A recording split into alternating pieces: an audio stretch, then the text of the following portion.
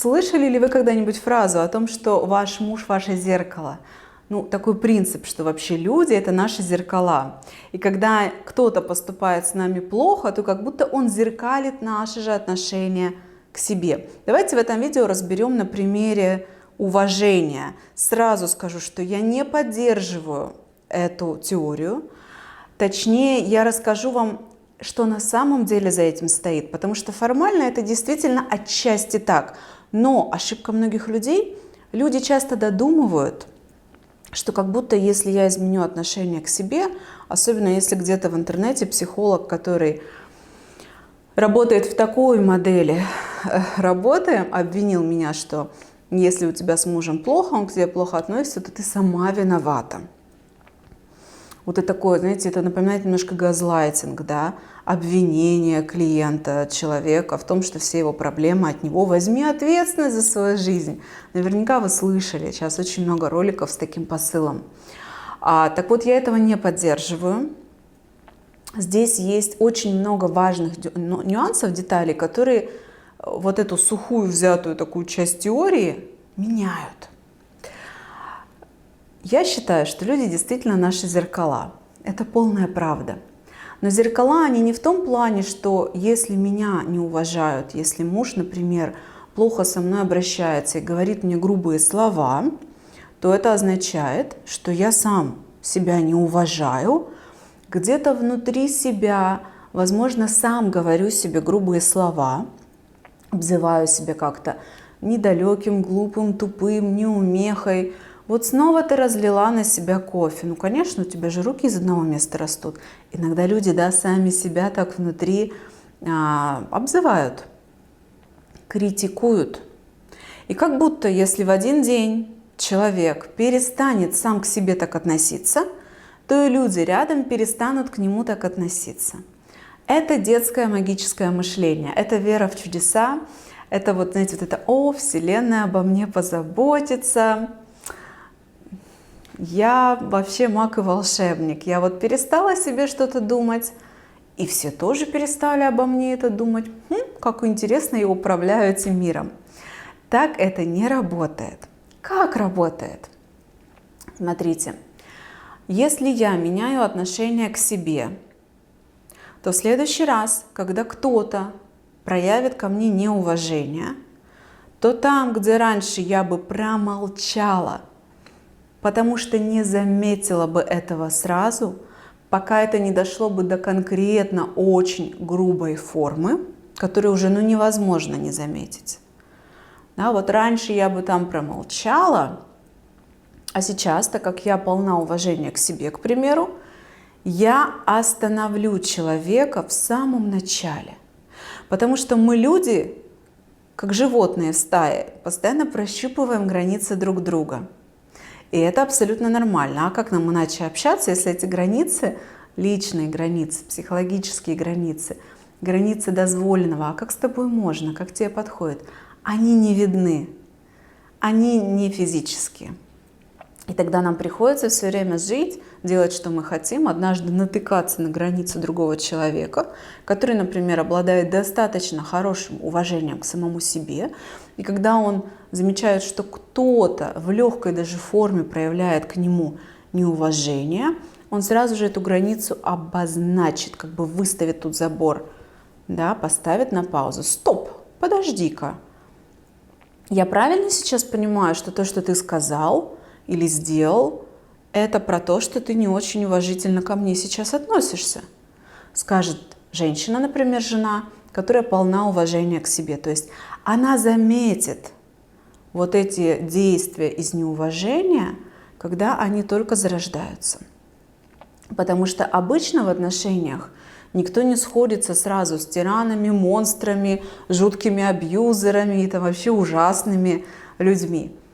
Обычно это раскручивается сильнее, сильнее, сильнее. Я раз тебя пнул словами, ты стерпела. Значит, с тобой так можно. Происходит эта оценка бессознательно. Никто не сидит и не пишет планы. Раз ее пнул, ей понравилось, завтра нужно пнуть 2 раза и посильнее. Да? Люди не фокусируют свое внимание на этом. Это происходит интуитивно, как бы естественно, само собой. Но я раз тебя пнул, и ты никак не отреагировала. Человек не остановился, даже сам не заметил, который пнул. Значит, на следующий день он может пнуть еще сильнее, и ты опять не реагируешь. И только через 2 года совместной жизни, когда он же конкретно начал говорить: ну ты дура, или ни хрена себе ты сделала какую ерунду, или ну ты толстая стала. Да? Посмотрите, сколько в этих словах неуважения к партнеру. Когда это доходит до каких-то уже ярких, концентрированных форм неуважения, тогда жена начинает замечать: а что это меня муж не уважает? А что это он меня где-то подгоняет, например? Давай иди быстрее за мной, что ты там встала, телишься, догоняй. Ну вот я такие еще истории часто слышу от женщин. Это неприятно. Но что было перед этим много лет? Поэтому, когда вы занимаетесь собой, работаете над собой, прокачиваете себя, повышаете свою самооценку, уверенность в себе, веру в себя, вы просто становитесь способны заранее, еще в маленьких формах заметить это неуважение к вам. А дальше что вы будете с этим делать? Вот вы заметили. А дальше очень важно уметь из этой точки спокойно проговаривать с человеком, что вы видите, и спокойно говорить, что вы хотите, чтобы с вами общались по-другому, что вам не нравится, например, такое общение, что вам не подходит, что вам обидно. Но говорить об этом очень важно спокойно. Если вы замечаете это в самом начале развития вот этого как привычки неуважительного общения, то вы можете это сказать еще достаточно спокойно.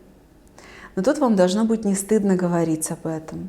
Потому что если, например, вы не видели такого примера у мамы и папы, то вам придется впервые самой учиться так строить отношения с партнером. Это очень интересный процесс. Для этого нужно быть свободным в проявлении своих чувств. Мы можем свободно проявлять свои чувства только когда они внутри нас не сжимают нас в тиски. Когда чувства накатывают сильно или когда мы их сами боимся. Знаете, некоторые люди боятся злиться. Потому что мама в детстве говорила, что когда ты злая, ты некрасивая. Или вообще плохо быть злым. Злых никто не любит. И как с такой негативной установкой в голове потом строить отношения? Хотя злость — это одно из моих самых любимых чувств, потому что оно столько пользы приносит человеку. Функция злости — показать вам, сигнал послать, что вот сейчас, вот с этим человеком, на которого ты злишься, нужно что-то или прекратить, например, какие-то его формы проявления к тебе. Например, то, что он неуважительно тебе позволяет с тобой общаться. Или что-то начать. Или начни новые отношения, или начни с этим человеком проговаривать это. Начни говорить ему, что тебе не нравится. Начни спрашивать его, почему он так к тебе относится, а что он хочет в этот момент, а что с ним происходит в этот момент, что он вообще имел в виду. А может быть, тебе показалось? Потому что триггерить что-то где-то кто-то с тобой поступал в крайней форме нехорошо и говорил, например, похожие слова. И тогда эти слова в будущем могут быть триггером на сильные чувства, эмоции, которые будут захватывать. Они могут быть даже сильнее, чем нынешняя ситуация в текущем того требует.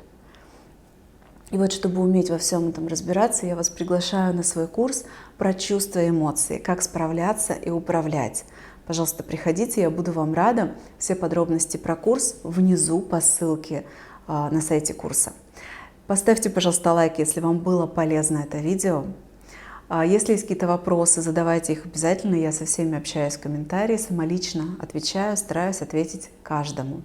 И подписывайтесь на канал, если еще не подписаны. До встречи в следующих видео.